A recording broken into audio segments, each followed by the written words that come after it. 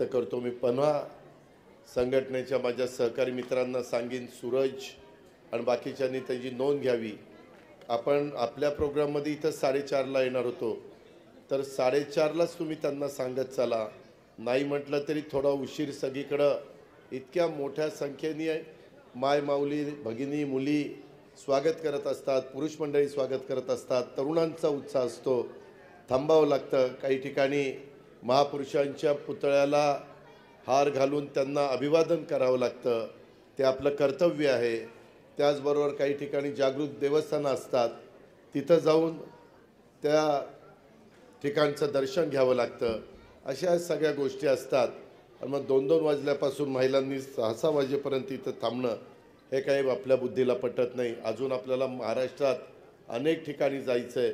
अजून उद्यापासून तरी किमान सुधारणा करून इतक्या लवकर महिलांना त्रास देऊ नका अशी आग्रहाची, नम्रतेची, कळकळीची विनंती मी जे संयोजक आहेत, जे माझे सहकारी आहेत, त्या सगळ्यांना करतो।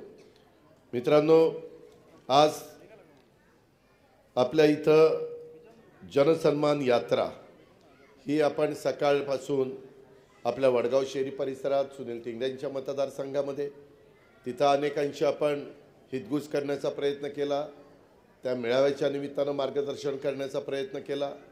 माजी सैनिकांच्या एक मेळावा आपण तिथं केला। आता आपण आपल्या हडपसर विधानसभा मतदारसंघाचा इथं जनसन्मान यात्रेचा लाडक्या बहिणींच्या सोबत फातिमानगर ह्या परिसरातल्या सगळ्या माझ्या माय माऊली, माझ्या भगिनी, माझ्या मुली यांच्याशी हा आपण संवाद साधतोय। खरं तर माझ्या माय माऊलींना वाटत असेल की बाबा हे कशा करता हे जनसन्मान यात्रा, या लाडक्या बहिणींबरोबर संवाद कार्यक्रमाच्या निमित्तानं आम्ही आवर्जून या आमच्या सगळ्या मान्यवरांचं, सगळ्या मायमाऊलींचं तर स्वागत करतो, परंतु ज्या मोठ्या संख्येने तुम्ही इथं उपस्थित राहिलेला आहेत त्या स्त्री शक्तीला मी मनापासून धन्यवाद देतो, मनापासून सलाम देखील करतो। मित्रांनो, माझ्या मायमाऊलींनो, बांधवांनो, आल्यानंतर प्रचंड गर्दी, आपण आपल्या पार्टीचं एक शाखेचं पण उद्घाटन केलं।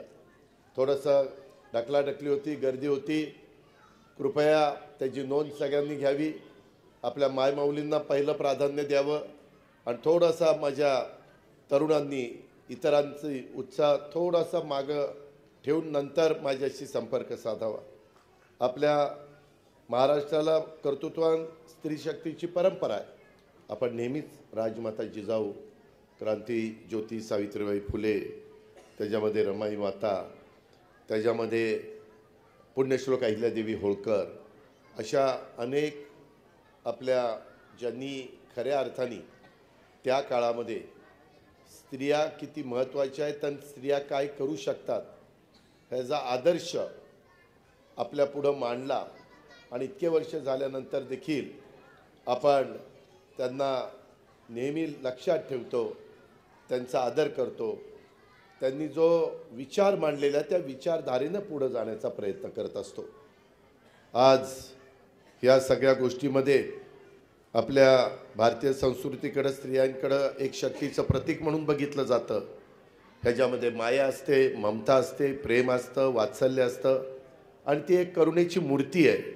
आणि प्रसंगी ती जर महाकाली झाली, ती जर महादुर्गाच्या रूपातही स्त्री शक्तीचं दर्शन घडतं आणि राष्ट्रनिर्मित देखील स्त्रियांचं योगदान खूप मोठं आहे, हे आपल्याला विसरता येणार नाही। परवाच मी आमचे सुनील तटकरे, रुपाली चाकणकर, आम्ही बरेच जण हे संत बहिणाबाईंच्या एरियामध्ये म्हणजे जळगावला त्या ठिकाणी गेलेलो होतो। तिथंही सगळ्या ह्याच गोष्टीचा आम्हाला अनुभव आला। मायमाऊलींनो, मी राजकीय जीवनामध्ये सुरुवात केली 91 साली। 91 साली माझा मतदारसंघ पार वडगाव शहरी, चंदननगर, कराडी, टिंगरेनगर हा सगळा भाग, पिंपरी चिंचवड हवेली माझ्या बारामती लोकसभा मतदारसंघामध्ये होता। आणि त्याच्यानंतर मी जिल्ह्याच्या राजकारणामध्ये आलो, राज्याच्या राजकारणामध्ये आलो। पण तेव्हापासून आत्तापर्यंत अनेक जिल्हा परिषद, तालुका पंचायत, नगरपालिका, महानगरपालिका, खासदारकीच्या, आमदारकीच्या, सहकारी संस्था, साखर कारखाने, मार्केट कमिट्या, जिल्हा बँका, अर्बन बँका, खूप निवडणुका सुरेश गुल्यांना माहिती आहे, आम्ही सगळ्यांनी मिळून लढवल्या अनेक वर्ष, ते देखील माझ्यावर काम करतात. त्याच्यातले बरेचसे मान्यवर, शिवाजीराव पवार इथे ज्येष्ठ, त्यांनाही या गोष्टी माहिती आहेत. पण सुनील तटकरेजी, आजपर्यंतच्या माझ्या इतक्या निवडणुकीच्या कारकिर्दीमध्ये ह्या जनसन्मान यात्रेमध्ये ज्या प्रकारचा माझ्या मायमौलींचा उत्साह मी बघतोय, जो प्रतिसाद माझ्या बहिणींचा मला मिळतोय, माझ्या मुलींचा मला मिळतोय, आमच्या महिला वर्गाचा मिळतोय, अशा प्रकारचा उत्साह मला कधी बघायला मिळाला नाही. आणि तो उत्साह सर्व जाती धर्मामध्ये आहे. मी महाराष्ट्रामध्ये फिरत असताना हेच सांगतो, अरे बाबांनो, हा शिवशाहू फुले आंबेडकरांचा महाराष्ट्र, हा 18 पगड जाती 12 बलुतेदारांना बरोबर घेऊन जाणारा महाराष्ट्र आहे. ह्याच्यात जातीचा, पातीचा, नात्याचा, गोत्याचा विचार होत नाही. ह्या सगळ्या गोष्टी बाजूला ठेवायच्या असतात. अनेक जातीय सलोखा निर्माण करून आपल्याला पुढे जायचं असतं.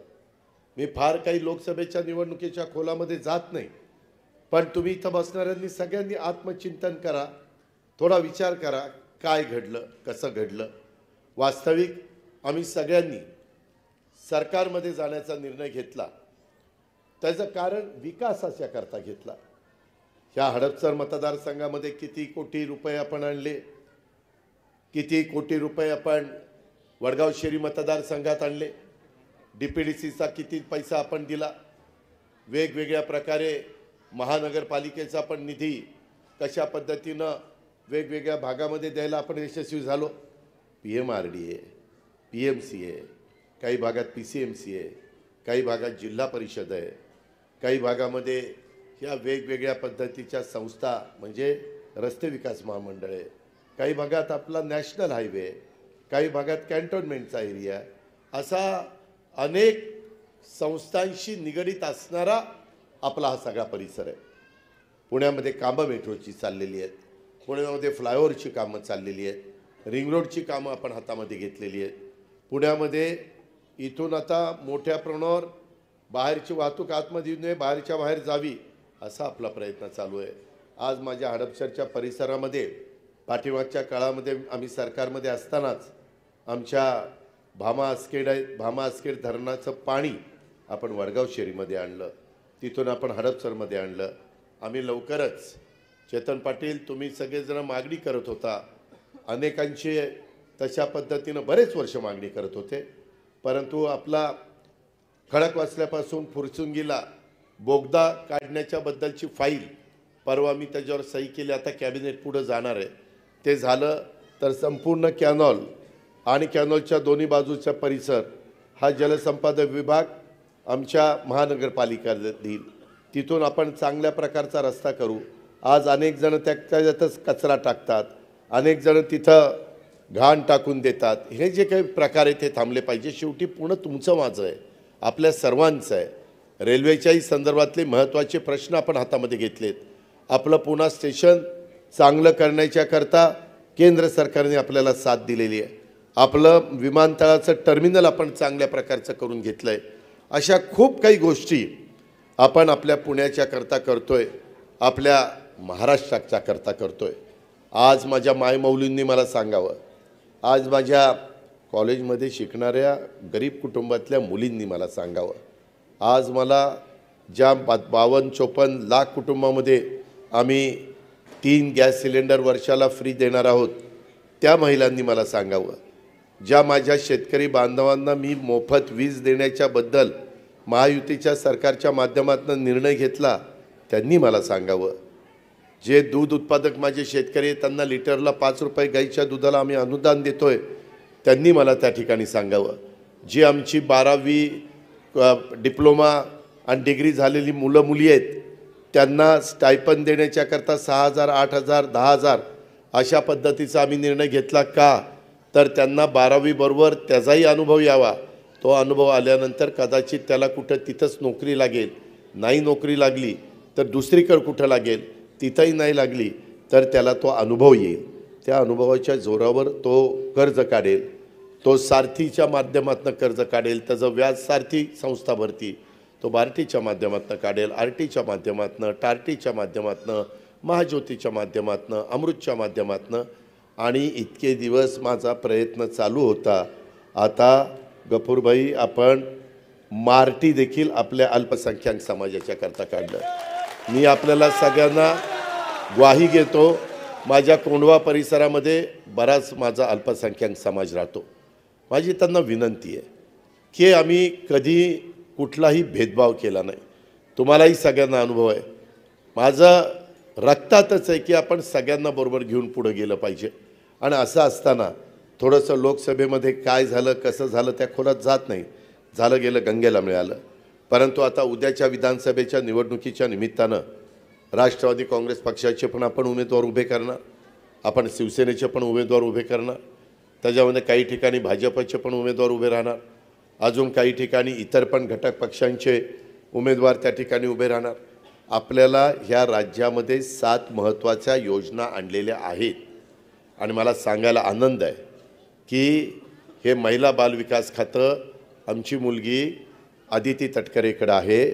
ती मध्ये मला म्हणाली की दादा 19 तारखेला रक्षाबंधन आहे, त्याच्या आधी जुलै ऑगस्टचे पैसे मायमाऊलींच्या मुलींच्या आणि भगिनींच्या खात्यात गेले तर एक विश्वास निर्माण होईल आणि त्यांनाही वाटेल की हे लोक बोले तसं चाले त्याची वंदावी पावले, बोलले तसं वागतात, कृती करतात आणि सक्षम करण्याचा सबल करण्याचा प्रयत्न करतात गरीब कुटुंबातल्या महिलांच्या करता, मुलींच्या करता। हे जे आपण केलं ते केल्यानंतर काल आम्ही सुरुवातीला 30-35 लाख महाराष्ट्रातल्या महिलांच्या अकाउंटला आपण त्या ठिकाणी पैसे पाठवले। त्या ठिकाणी मानधन म्हणा किंवा त्यांचा अधिकार होता ते। आता आज सकाळपासून महिला या का कितीतरी रक्षा अजून लांब आहे, पण किती राख्या मला महिलांनी बांधल्यात। अतिशय उत्स्फूर्तपणे ह्या आपल्याला एक भावाच्या नात्याने विश्वास टाकतायत। मी देखील माझ्या सगळ्या बहिणींना शब्द देईल, बहिणींनो, मायमाऊलींनो, तुम्ही ज्या भरोशाने भावाच्या नात्याने आम्हा लोकांच्यावर विश्वास टाकलेला आहे त्या विश्वासाला हा अजित पवार कधीही अंतर पडू देणार नाही। तुम्हाला सतत एक आधार देण्याचं काम, तुमचं संरक्षण करण्याचं काम, तुमच्या ज्या काही अडचणी असतील, अन्याय असेल त्या अन्यायाला वाचा फोडण्याचं काम, त्याच्याकरता जे काही करता येणं शक्य असेल ते मी आणि माझे सगळे सहकारी त्या बाबतीमध्ये करत राहतील। हे निवडणुकीचं आश्वासन नाही। तुम्हाला सगळ्यांना माहिती आहे की मी अनेक वर्ष ह्या शहरामध्ये काम करतोय, अनेक कामं आपण केलीत। आत्ताच मला चिठ्ठी आली की क्रांतिगुरू लहुजी वस्ताद साळवी लहुजी करता 87 कोटी रुपये ते जागा खरेदी करण्याच्या करता, मोबदला देण्याच्या करता लागणार होते। एका चेकनी आम्ही सरकारतर्फे ते पैसे दिले आणि त्याच्यानंतर आता यांना सांगितलं की बाकीच्या स्मारकाचं भूमिपूजन आपण केलं, तो सगळा खर्च महानगरपालिका करणार आहे आणि तुम्ही काळजी करू नका, ते काम अतिशय उत्तम, तुम्हाला मला अभिमान वाटेल अशा प्रकारचं काम, प्रत्येकाला पुढं पिढ्यानपिढ्या प्रेरणा मिळेल अशा प्रकारचं काम हे आपण त्या ठिकाणी उभं करतोय। तीच गोष्ट आमच्या भिडेवाडीच्या बाबतीमध्ये, जिथं सावित्रीबाई फुलेंनी पहिल्या सुरुवातीला मुलींची शाळा काढली त्यावेळेस किती त्रास सावित्रीबाईंना सहन करावा लागला। इतिहासामध्ये अशी नोंद आहे, त्यांना दगडं मारली, त्यांना अतिशय त्रास देण्यात आला, असे बऱ्याच गोष्टी आहेत त्या सांगून मला तुम्हाला वेळ घ्यायचा नाही। त्याच्याचबरोबर तिथं आपण ती जागा ताब्यात घेतली, त्याचा प्लॅन आज सकाळी मी मीटिंग केली, तो मंजूर झाला आहे, त्याचं आता काम सुरू करायला पैसे दिलेले आहेत। तिकडं पाठीमागं आपल्या महात्मा फुलेंचं आणि सावित्रीबाई फुलेंचं जे स्मारक आहे तो सगळा एरिया जवळपास 200 कोटी रुपये खर्च करून ते सगळं ताब्यामध्ये खाजगी जमिनी घरात घेतोय, त्यांची पर्यायी व्यवस्था आपण करतोय, तिथं चांगल्या प्रकारचं आपण स्मारक करतोय। हे केलं पाहिजे। जसं तुळापूरला आणि वढूला आपण स्वराज्य रक्षक छत्रपती संभाजीराजांच्या स्मारकाचं काम चाललेलं आहे। एक प्रत्येकाला अभिमान वाटेल जे शौर्य काय असतं आणि जन्माला आल्यानंतर एक छत्रपती म्हणून लढाई करत असताना एक देखील लढाई न हारलेला हा योद्धा म्हणजे स्वराज्य रक्षक छत्रपती संभाजीराजे भोसले ह्यांचा विचार देखील आपण सगळ्यांनी केला पाहिजे. अशा अनेक गोष्टी समाजातल्या सर्व घटकाला अभिमान वाटेल ह्या करण्याचा आपला सगळ्यांचा प्रयत्न आहे. माझं तुम्हाला सगळ्यांना सांगणं आहे की काही जण आमच्याबद्दल वेगळं सांगतात. मी सुरुवातीला सांगितलं की आम्ही घेतलेला निर्णय समाजाच्या भल्याकरता, विकासाच्या करता, गरिबीतनं लोकांना बाहेर काढण्याच्या करता आणि एकंदरीतच चांगल्या योजना देण्याच्या करता घेतला. मी सरकारमध्ये नसतो गेलो. सुनील टिंगरे, चेतन पाटील, दिलीप वळसे पाटील, दत्ताभाऊ भरणे, दिलीप मोहिते, अतुल बेनके, सुनील शेळके, ह्या अण्णा बनसोडे ह्या सगळ्यांनी मला जर साथ दिली नसती, तटकरे साहेब, प्रफुल्ल पटेल, बाकीचे आमचे भुजबळ साहेब ह्या सगळ्यांना साथ दिली नसती, धनंजय मुंडे, तर हसन मुश्रीफ, तर ह्या योजना मला तुम्हाला देता आल्या असत्या. मी विरोधी पक्षामध्ये राहिलो असतो. आज तुम्ही भावनिक होऊ नका. माझी तुम्हाला सगळ्यांना विनंती आहे, अजून आपल्या हातामध्ये बरेच दिवस आहेत. सगळ्यात जास्त राष्ट्रवादी काँग्रेस पक्षाला नगरसेवक देणारा हा माझा हडपसर विधानसभा मतदारसंघ आहे आणि त्याचा मला रास्त अभिमान आहे, त्याचा कौतुक पण आहे. आणि त्याच्यामुळे मी हडपसरला पण मागं वैशाली बनकरला महापौर केलं, राजलक्ष्मी भोसलेंना महापौर केलं. अशा पद्धतीनं अनेक महत्त्वाची पदं ह्या भागामध्ये चंचला कोदरेला ती आज आपल्यात हयात नाही. मी तिला पण भावपूर्ण श्रद्धांजली अर्पण करतो. परंतु तिला पण आपण इथं महापौर केलं. सांगायचं तात्पर्य की वेगवेगळ्या घटकाला समाजामध्ये प्रतिष्ठा, मान, सन्मान प्राप्त करून देण्याचं काम आपण त्या ठिकाणी केलेलं आहे. पुढं आपल्याला अजून काम करायचं आहे. अजून आपल्याला वाहतुकीची कोंडी सोडवायची, अजून आपल्याला केंद्राचा निधी मोठ्या प्रमाणावर खेचून आणायचा आहे. अजून आपल्याला वेगवेगळ्या योजना, आता लवकरच विठ्ठल पाटलांच्या नावाने जे सभागृह केलं आहे त्याचं पण उद्घाटन आम्ही मला वाटतं सप्टेंबर महिन्याच्या पहिल्या आठवड्यामध्ये घेतो आहे, बरोबर, 7 सप्टेंबरला. माझं आजच राजेंद्र भोसलेशी बोलणं झालं. त्याला सांगितलं की ते सगळं तयारी करा. शेवटी ही सगळे आपल्याला आपला सांस्कृतिक ठेवा पण जपायचा आहे, आपल्याला पुण्याची संस्कृती पण जपायची आहे. आपल्याला बाहेरचे अनेक लोक पुणेकर झालेले आहेत, त्यांना मिळून मिसळून राहायचं आहे. आपल्याला मध्ये कुठंही कायदा सुव्यवस्थेचा प्रश्न निर्माण होऊन द्यायचा नाही. आपल्याला SRHच्या योजना मोठ्या प्रमाणावर राबवायच्यात. आपल्याला मेट्रो अजून पुढं पार उरळी कांचनपर्यंत घेऊन जायचे. तिकडं आपल्याला पार वाघोलीच्या पुढं न्यायचे, तिकडं चाकणपर्यंत न्यायचे, इकडं चांदणी चौकापर्यंत न्यायचे, कात्रजपर्यंत न्यायचे, इकडं सासवडपर्यंत न्यायचे. हे करावं लागणार आहे. ते केल्याशिवाय गत्यंतर नाही आहे. काही ठिकाणी सबवे करावे लागणार आहे. अशा अनेक गोष्टी मागं आपण केलेल्या आहेत, पुढंही आपल्याला करायच्यात. पण त्याकरता तुमची साथ, तुमचे आशीर्वाद राष्ट्रवादी काँग्रेस पक्षाच्या सगळ्या माझ्या मायमाऊलींना आणि कार्यकर्त्यांना मी विनंती करील, माझ्या बांधवांना मी विनंती करीन, माझ्या युवक युवतींना विनंती करील की आता कुणीही मागं राहू नका. मला बोलवलंच नाही, माझं नावच घेतलं नाही. दादांनी एवढी नावं घेतली आणि मला कसं विसरले? अरे कुणालाच विसरलो नाही बाबा. त्याच्यामध्ये वेळ मर्यादित आहे. मर्यादित काळामध्ये तुम्हाला मला बरीच कामं करायची आहेत. आता काही दौरे हे राष्ट्रवादी काँग्रेस, शिवसेना, भाजपचे एकत्रपणे होणार आहेत. उद्याच्या 17 तारखेला आम्ही आमच्या मायमाऊलींना, आमच्या मुलींना, आमच्या बहिणींना त्यांच्या अकाउंटला 3000 रुपये जुलै ऑगस्टचे पाठवणार आहे. जे आता जायला सुरुवात झाली ते एका क्लिकवर आम्ही करणार आहे आणि तो कार्यक्रम बालेवाडीला घेणार आहे. आता खूप महिला काही म्हणाल्या, दादा आमच्या अकाउंटला पैसे आले. त्यांच्या चेहऱ्यावर आनंद दिसत होता आणि आपल्याला हा आनंद सातत्याने ठेवायचा आहे. विरोधक ह्याला विरोध करतायत, विरोधक ह्या योजनेच्या बद्दल वेडवाकडं बोलतायत, बाकीच्या योजनेच्या बद्दल बोलतायत. तुम्ही आता जागृत राहिलं पाहिजे. मागं लोकसभेच्या निवडणुकीच्या निमित्तानं संविधान बदलणार आणि त्याच्यातनं माझा मागासवर्गीय समाज थोडासा आमच्यापासून बाजूला गेला. तो बोलत नव्हता, परंतु आम्हाला तो अंडरकरंट जाणवत होता. आपण कोणव्याला मोठी सभा केली, बाबा सिद्दीकी आले, आम्ही सगळे आलो, उत्साह होता. सगळ्यांनी त्याच्यामध्ये सहभाग केला, पण ज्या प्रकारे वेगवेगळ्या भागात मतं पडायला पाहिजे होती तशी पडली नाही. सांगितलं की CAAच्या निमित्तानं कायदा येतोय, बाहेरच्या भारतीयांना आता आत आणणार आणि आतल्यांना काहींना आता बाहेर पाठवणार आणि तशा पद्धतीचा थोडासा प्रचार माझ्या मायनॉरिटीमध्ये झाला. त्याच्यामध्ये काही बाबतीमध्ये त्यांना वाटलं की उद्या आपल्याला मताचा अधिकार आपला जातोय का, आपकी बार 400 पार म्हणजे काय चाललंय, अशा पद्धतीचे गैरसमज झाले. ठीक आहे, आपण माणसं आहोत. उलट आता आम्ही मार्टी काढलेलं आहे, त्याचं स्वागत सगळ्यांनी केलेलं आहे. मी मौलाना आझाद महामंडळाला 1000 कोटीचं भाग भांडवल दिलं आहे. 500 कोटी रुपयाचं हमी सरकारी दिली.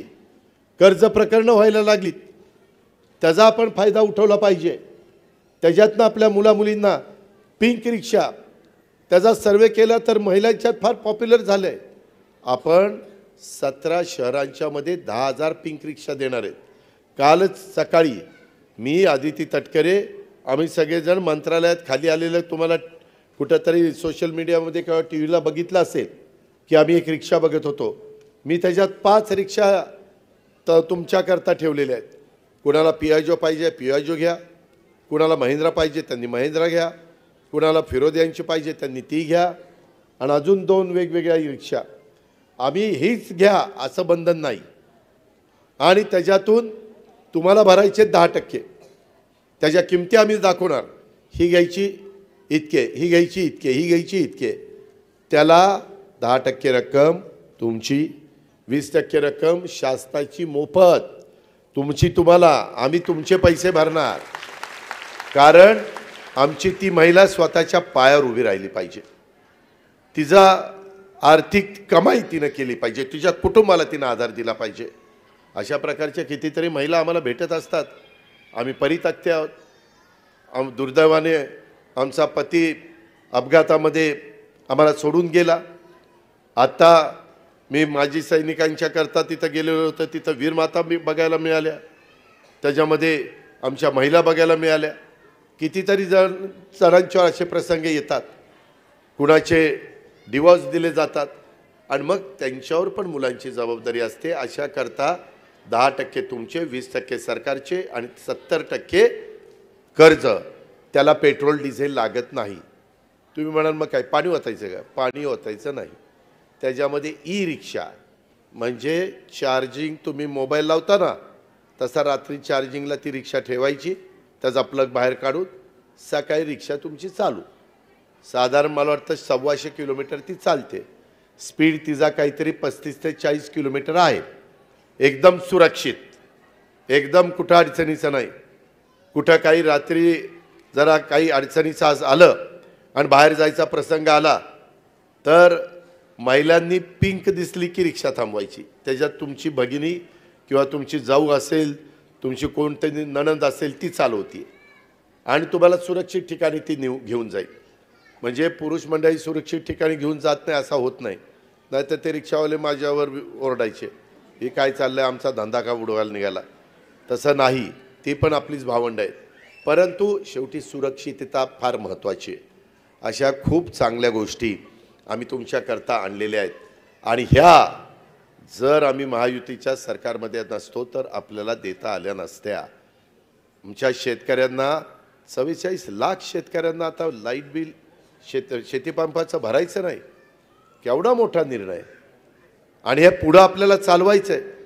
परंतु पुढं चालवायचं म्हटलं तर जिथं घड्याळाचं चिन्ह घेऊन उमेदवार उभा असेल तिथं घड्याळाचं बटन दाबायचं, जिथं धनुष्यबाणाचं असेल तिथं धनुष्यबाण दाबायचं आणि जिथं कमळ असेल तिथं त्यांचं दाबायचं.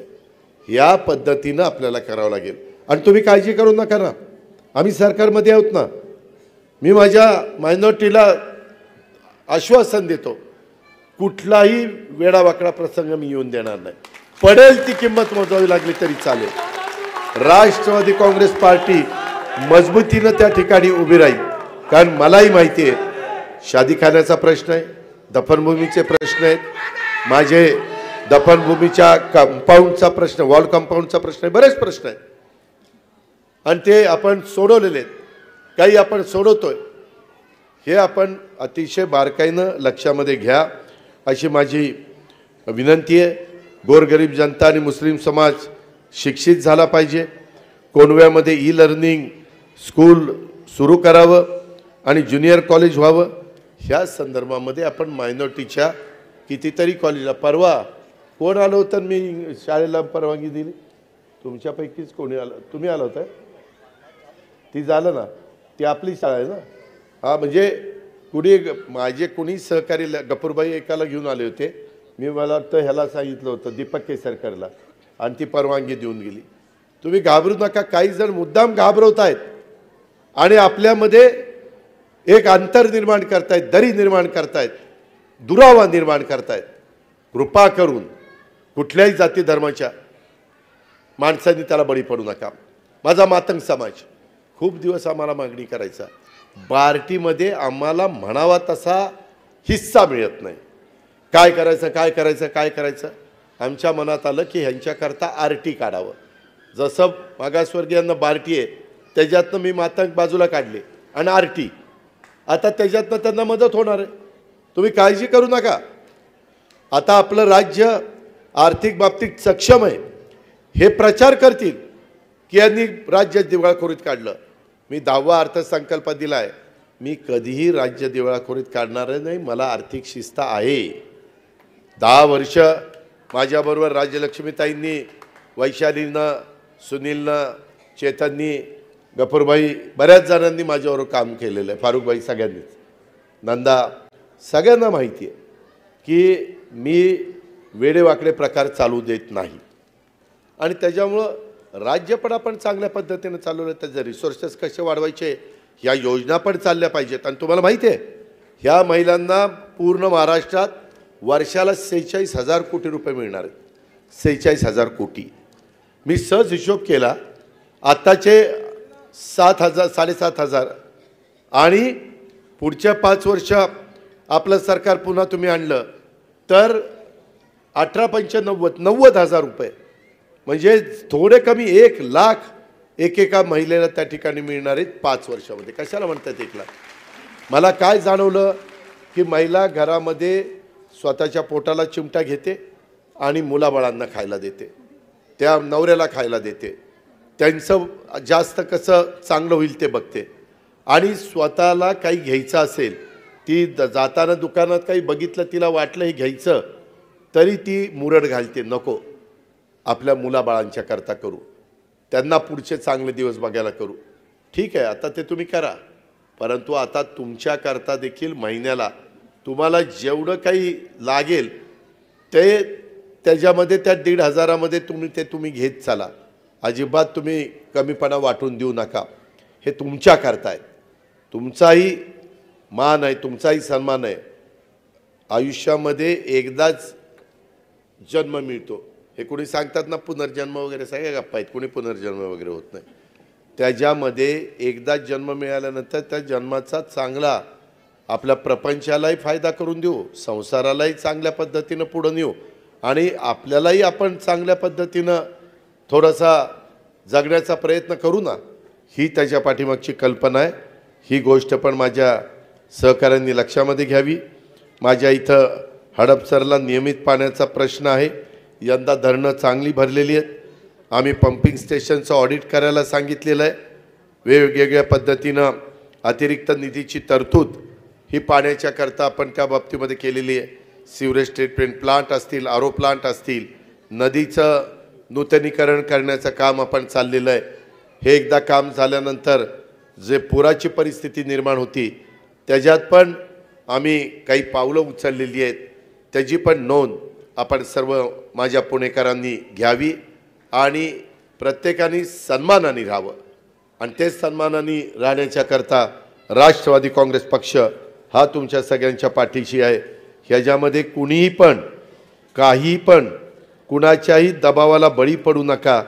आपल्याला उद्याच्याला हडपसरच्या परिसरामध्ये जो उमेदवार आपण देणार आहेत त्या उमेदवाराला आपल्याला प्रचंड मताधिक्याने विजयी करायचं. म्हणजे तुम्ही म्हणाल इथं काही वेगळं आहे का? वेगळं नाही, परंतु आम्ही अजून तिन्ही पक्ष आणि आमचे मित्रपक्ष एकत्र बसून परवा कुठंतरी तटकरे साहेबांनी गेलं एका ठिकाणी घोषणा केली की लगेच म्हणले तुम्ही कशी काय घोषणा करायला लागला? अजून तर जागांचं वाटप झालं नाही. एवढंच मी सांगतो हडप सरकारांना, तुमच्या मनामध्ये जे आहे तो उमेदवार देण्याचं काम महायुती करेल, एवढं मात्र मी त्याबद्दल मी आपल्याला सगळ्यांना सांगतो. मायमाऊलींनो, मला एक तुम्हाला सांगायचं आहे, बहिणींनो लक्षात ठेवा, माझी लाडकी बहीण योजना हाणून पाडण्याच्या करता विरोधी पक्षांनी चंगच बांधला होता.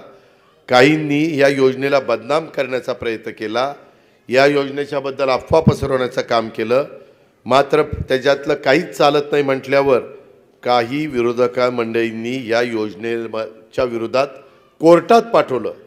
कोर्टाने या योजनेच्या विरुद्धची याचिका फेटाळून लावली आणि ही योजना लोकोपयोगी असल्याचं म्हटलं.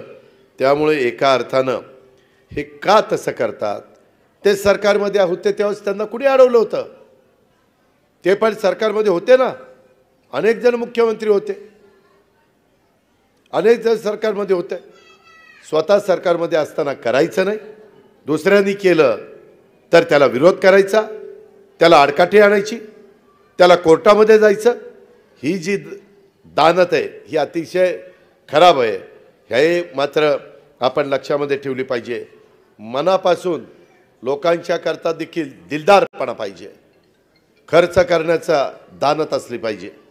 ह्याही गोष्टीचा विचार आपण सगळ्यांनी केला पाहिजे. आता विरोधकांची भाषा जरा बदललेली आहे. मुख्यमंत्री लाडकी बहीण योजनेला मिळणारा माझ्या महाराष्ट्रातल्या मायमाऊलींचा प्रचंड उत्स्फूर्त प्रतिसाद, आता विरोधकांची भाषा बदलू लागलेली आहे. कालपर्यंत योजनेवर टीका करत होते, आता ही योजना चुनावी जुमला आहे असं म्हणणारे योजनेला देण्यासाठी पैसे कुठून आणणार असं विचारायला लागलेले आहेत. निवडणुकीनंतर योजना बंद पडणार असं बोलणाऱ्यांच्या पायाखालची वाळू सरकायला लागलेली आहे.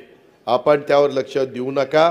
आम्ही पुणे शहराचा पण सर्वांगीण विकास करू, सगळ्या जाती धर्माला पण आम्ही न्याय देण्याचा प्रयत्न करू आणि गरीब घटकाला वर आणण्याच्या करता, त्यांची आर्थिक बाजू सक्षम आणि सबल करण्याच्या करता आपण ह्या सगळ्या गोष्टी महायुतीच्या सरकारच्या माध्यमातून करतोय.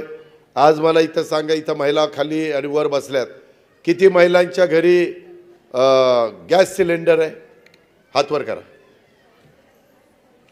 गॅस सिलेंडर तुमच्या घरी आहे. आता त्याच्याकरता गॅस सिलेंडरचे पैसे हे वाढली, किंमत वाढली, म्हणून आम्ही जवळपास अन्नपूर्णा योजनेतनं प्रत्येक पात्र कुटुंबाला वर्षाला 30 गॅस सिलेंडर मोफत देणार आहेत. त्याचे पैसे तुमच्या अकाउंटला पाठवणार आहेत. 52,16,412 कुटुंबाला ह्याचा फायदा होणार आहे. कारण सरकार म्हणजे काय? लोकांनी निवडून दिलेल्या लोकप्रतिनिधींनी एकत्र येऊन 13 कोटी जनतेचा कारभार करायचा महाराष्ट्राचा म्हणजे सरकार. सरकारचा उद्देश काय? जो टॅक्स नागरिक भरतात त्याच्यात चांगल्या पद्धतीने त्यांना सेवा देणं.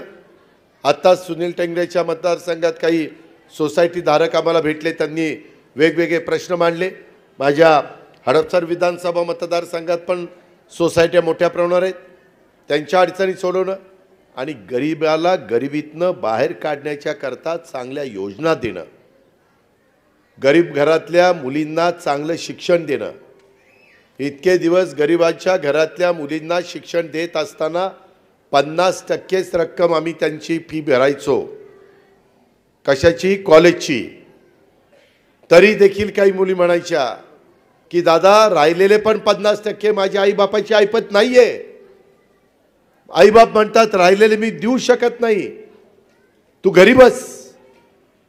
काही मुलींनी तर शॉक घेतला आणि आपल्याला पुढचं शिक्षण घ्यायचंय, आपल्याला मोठं बनायचंय आणि पुढचे 50% मिळत नाही म्हणून त्यांनी आत्महत्येपर्यंतचा विचार केला आणि स्वतःचं जीवन संपवलं. काय आहे? आम्ही म्हणतो शिवशाहू फुले आंबेडकरांचा महाराष्ट्र. म्हणून आम्ही उच्च तंत्र शिक्षण विभागाला बोलवलं.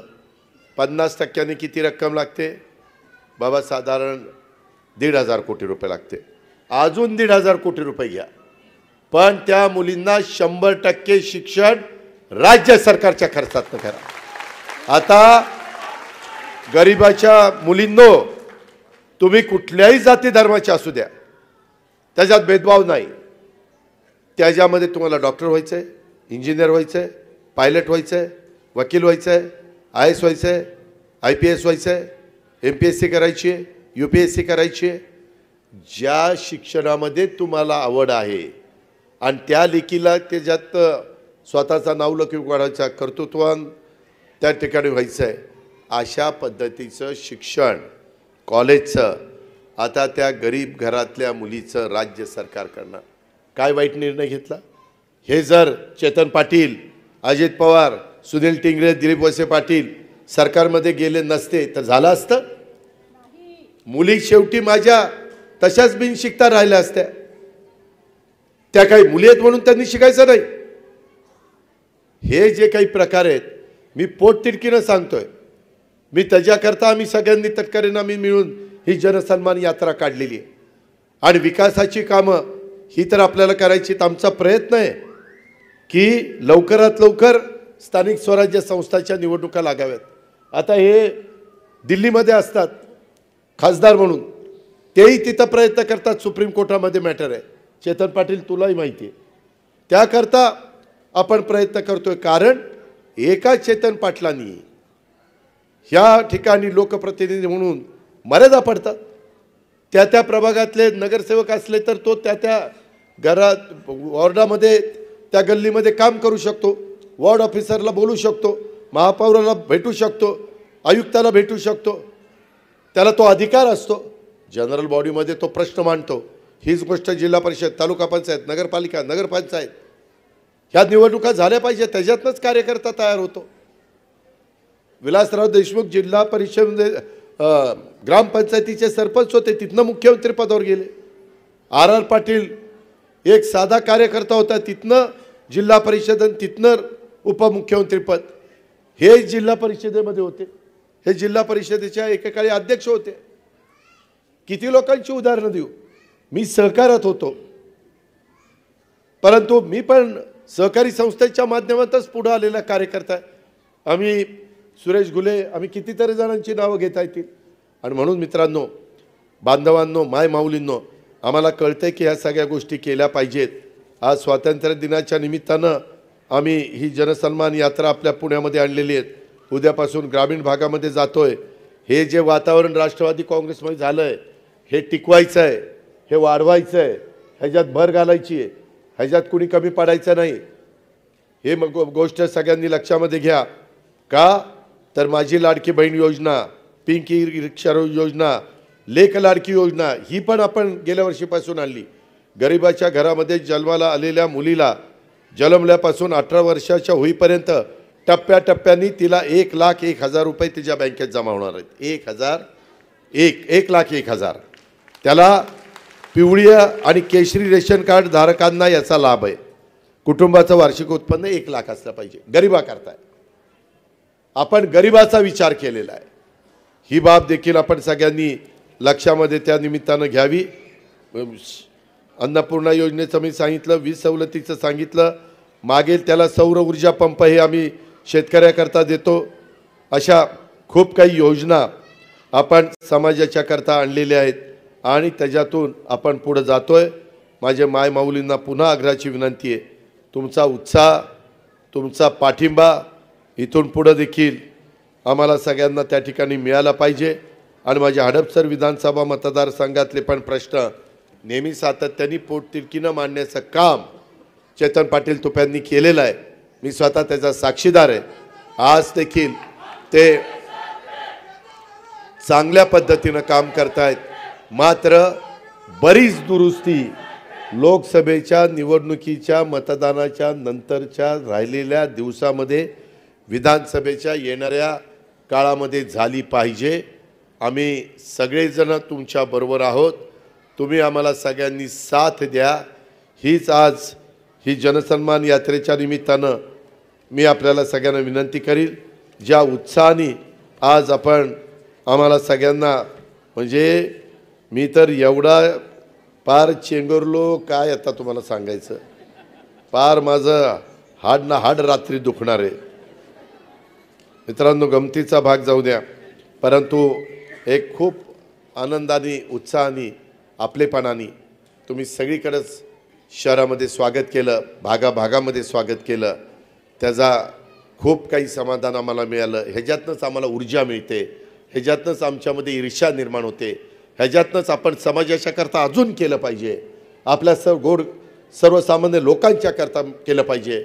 मिळालेल्या सत्तेचा वापर हा लोकांचे प्रश्न सोडवण्याच्या करता केला पाहिजे, अशा प्रकारची एक स्फूर्ती आमच्यामध्ये त्याच्यातनं येते। ह्याच्यातूनच आपण राष्ट्रवादी काँग्रेस पक्ष अधिक बळकट करूया आणि उद्याच्या विधानसभेला आपले महायुतीचे उमेदवार निवडून आणत असतानाच पुढे होणाऱ्या महानगरपालिकेच्या निवडणुकीमध्ये देखील माझ्या पुणे शहरातनं, माझ्या हडपसर विधानसभा मतदारसंघातनं जास्तीत जास्त घड्याळाच्या चित्रावर उमेदवार निवडून आणण्याचं काम देखील आपण सगळ्यांनी करूया, अशा प्रकारची विनंती करतो। आणि माझी आपलं पुन्हा एकदा विनंती आहे, माय माऊलींनो, यदा कदाचित तुम्हाला कुणी सांगेल की बघा त्यांना पैसे मिळाले तुम्हाला मिळाले नाही, थोडा धीर धरा, थोडी त्या ठिकाणी मराठी भाषेत कळ काढा। आज नाही मिळाले त्यांना उद्या मिळतील, उद्या नाही मिळाले त्यांना परवा मिळतील, कारण 1 कोटी काही लाख महिलांच्या अकाउंटला पैसे पाठवायचे।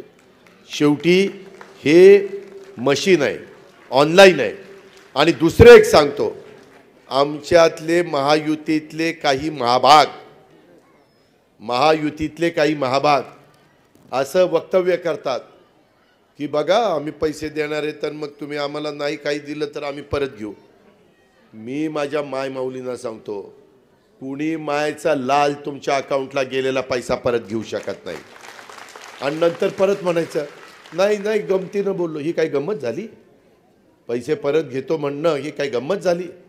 हे जे काही प्रकार चाललेत, मी काल जळगावच्या सभेत पण सांगितलं, आपल्या महायुतीच्या कुठल्याही कार्यकर्त्यांनी आणि विशेषतः राष्ट्रवादी काँग्रेस पक्षाच्या कुणी कार्यकर्त्यांनी असं कुठंही बोलायचं नाही ज्याच्यातून गैरसमज निर्माण होतील, ज्याच्यातून पक्षाची बदनामी होईल, महायुती सरकारची बदनामी होईल।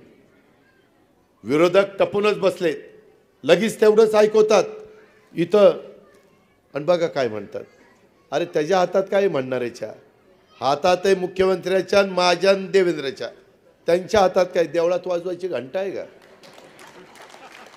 देवळात वाजवायची घंटा आहे का? त्यामुळं माझी तुम्हाला विनंती आहे की असे आता काय एवढा मोठा महाराष्ट्र आहे, कुठंतरी काहीतरी कुणीतरी बोलतात सोशल मीडियाने लगेच संध्याकाळी ऐकवतात, बघा ही क्लिप आली, त्याच्यातनं काही लोक चुका करू शकतात, पण त्या चुकीला आम्ही माफी करणार नाही। आणि आज का कालचे धरून कालपासून आज 15 ऑगस्टची सुट्टी असताना देखील माझ्या महाराष्ट्रातल्या माय माऊलींच्या खात्यावर माझी मुलगी त्या ठिकाणी आदिती तटकरेंनी मला निरोप पाठवला, दादा आत्ताच्या 5 वाजेपर्यंत 48 लाख महिलांच्या खात्यावर 3-3 हजार रुपये जमा झाले।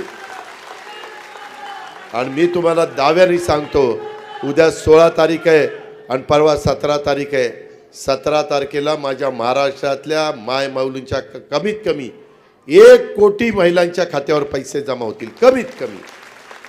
हा दिलेला शब्द आहे, आपण शब्दाचा पक्का आहे, हे अजितदादाचा वाद आहे, हे दुसरा कुणाचा वादा नाही। ही गोष्ट आपण लक्षात ठेवा, कुठं जर चूक नाही आलं तर कुठल्याही रस्त्याने जाताना हे थांबव गाडी, थांबव दादा, काय त्या दिवशी सांगत होता पैसे येणार, कुठे गेले पैसे कुठं जाणार नाही, तुमच्याच अकाउंटला येणार, तुम्ही फक्त पाठीशी उभं राहा, एवढंच सांगतो आणि थांबतो। जय हिंद, जय महाराष्ट्र।